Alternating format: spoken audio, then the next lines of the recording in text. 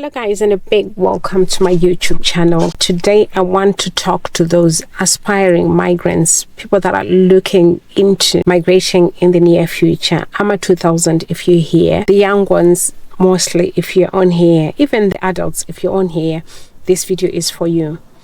Why did I say that? It's because most people do think that the success at relocation begins the day that you land in a foreign country or foreign land. But no, it starts with preparation.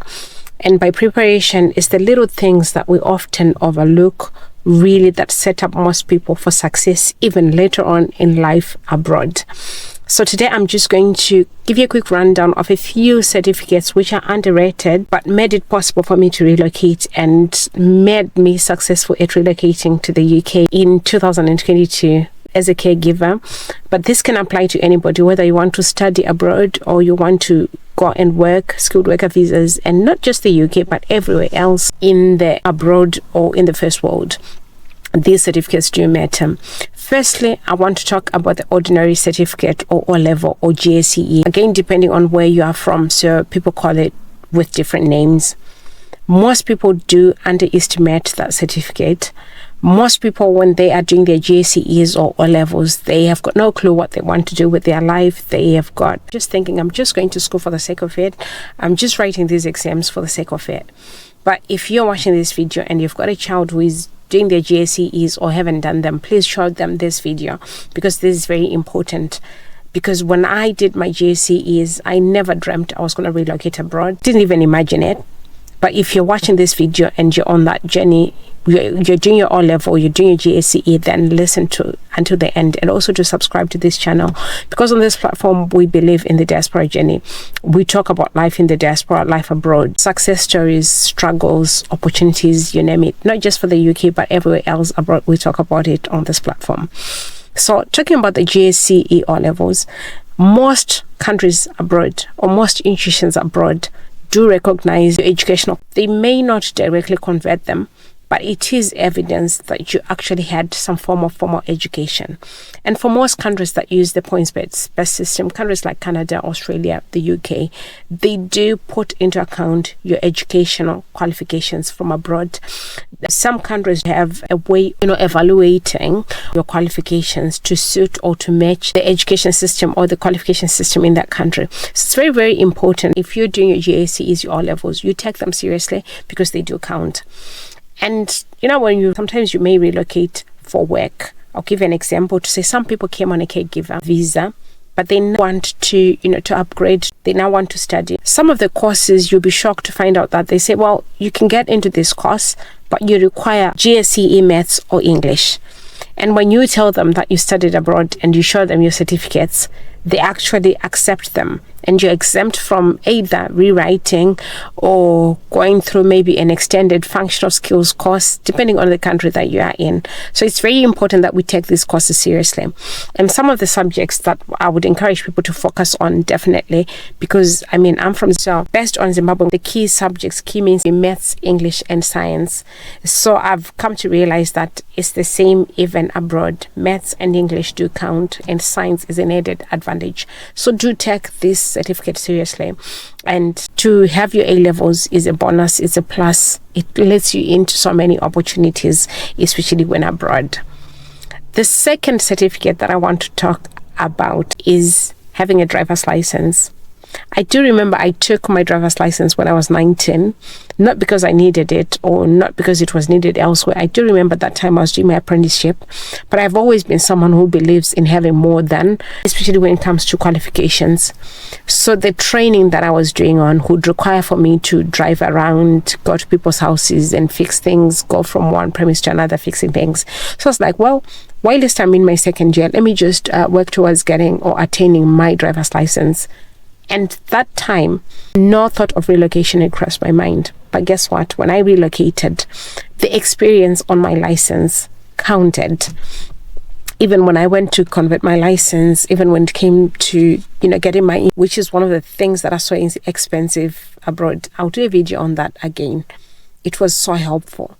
So it's these little things that we underestimate. And one thing that I can reiterate is the fact that, it's very expensive to get a driver's license. The training's so expensive. It's actually cheaper for you to get a driver's license done back home than abroad.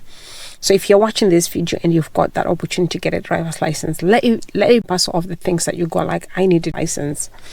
And this brings us to the next documentation that I believe is quite key, which is the passport. Like, again, I was, I decided, well, I just want to get a passport for myself. Partly it was just part and parcel of just like getting it for the sake of it. I didn't want to use it. At that time, I wasn't thinking of relocating or moving abroad, but I did get it. And guess what? It's these little things, these documentations that give you the confidence, gives you the edge over others, gives you the confidence to give certain things a try. So if you're watching this video and you haven't attained your own passport, regardless of where you are at, please do get it and start traveling. It doesn't have to be international travel. You could travel just to the neighboring country, visa-free countries, for your particular passport. I'll drill down a little bit on that. Why travel? I urge you to travel a lot, not necessarily abroad, but travel anywhere where you can. Why? Because travel history is very key. The world is getting smaller and smaller due to its connection, and it's becoming a village, and countries are now sharing travel data, immigration data. So for certain visas, suppose you want to apply for a certain visa, especially things to do with visitors visa or short-term visas, they look at your travel history when they want to make decisions. Even these long-term visas, skilled worker visas, they look at your travel history. They look at the countries that you've traveled to. If you're one of those people that do watch what happens, online, a lot of people find it easier that if you relocate to the UK, it gets easier for you to relocate to the United States, relocate to Canada, New Zealand, Australia. Part and parcel of it is because of the travel history on your passport. So it's very key for you to attain that document. I cannot overemphasize the fact that you document that you need. Travel should be part and parcel of the things that we should normalize, especially as Africans, as Zimbabweans, normalize travel.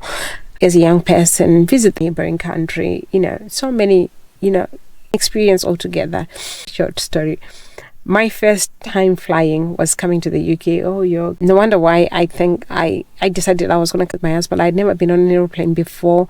I'm not a traveler. Even now, I still do struggle with travel because it was never a part and parcel of who I am. I do find it so hard, even getting on the train. I struggle with directions to the big city, and hopefully I will slowly get. I'm trying, but I do struggle.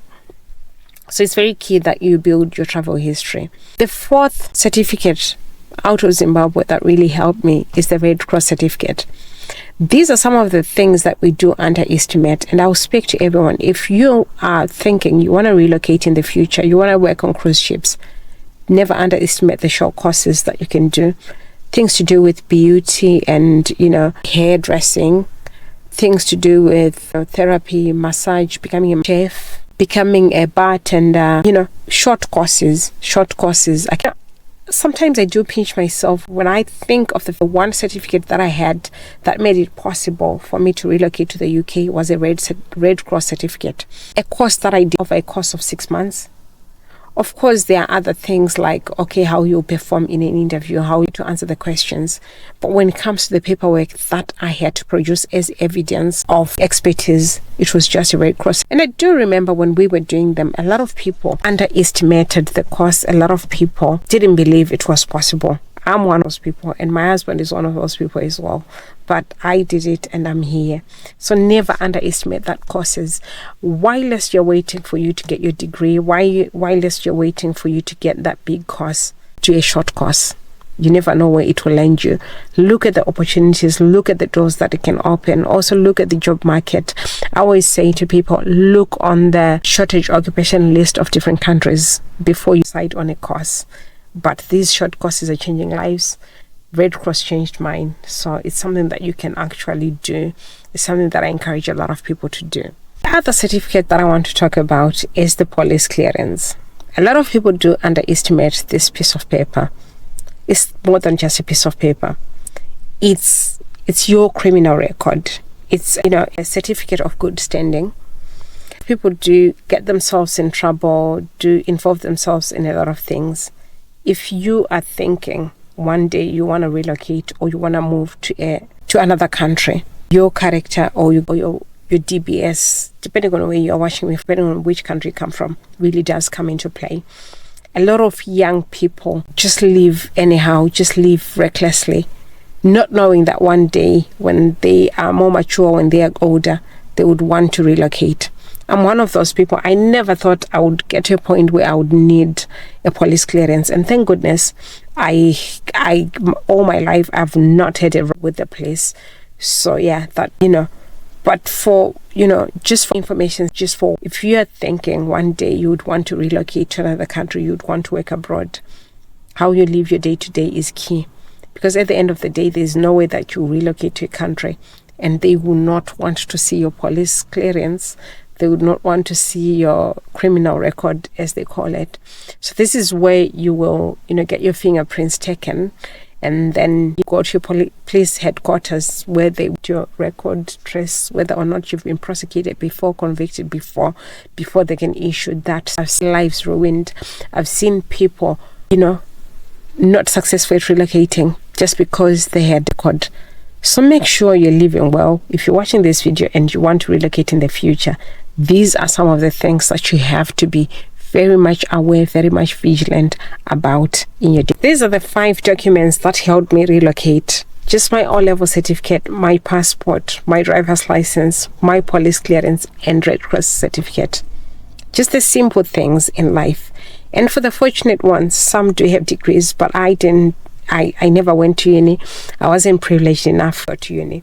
So the simple things really did it for me. I've seen people go to cruise ship just with the simple basic short courses, nanny courses, chef courses, bartender courses. Never underestimate these courses. Not meant to go to uni. Not everyone is meant to go to college. Not everyone is meant to have a master's degree or a PhD. But that doesn't mean you cannot relocate. So what I can tell you and encourage you is start preparing now. Don't wait until the opportunity is there. Don't wait until the opportunity presents itself. Just be prepared well in advance. If it's things to do with like getting your passport, getting your driver's license, getting your levels in place, just getting a course or being certified at something. These are things that you can do well in advance. As for your criminal record and police clearance, this is something that expires after every 6 months. So you have to get it once you are applying for a visa. So it doesn't work. We want faith and action. To the young ones on here who are dreaming of one day relocating abroad, these are some of the things that you need to do. These are some of the simple basic things that you can do at your own pace, in your own time. I do remember it's when I did all these qualifications, and they've opened doors for me.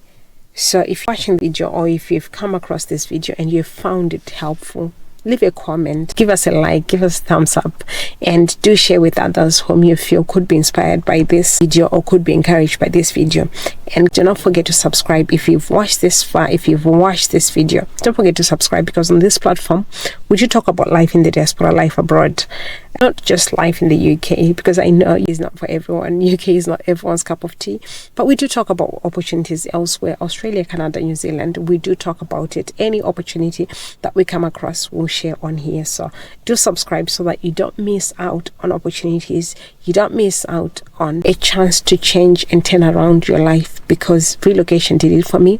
My life changed, and how I bumped into these opportunities, share in another video, how I came across the opportunity that changed my life. So I'll see you in the next one. Bye for now.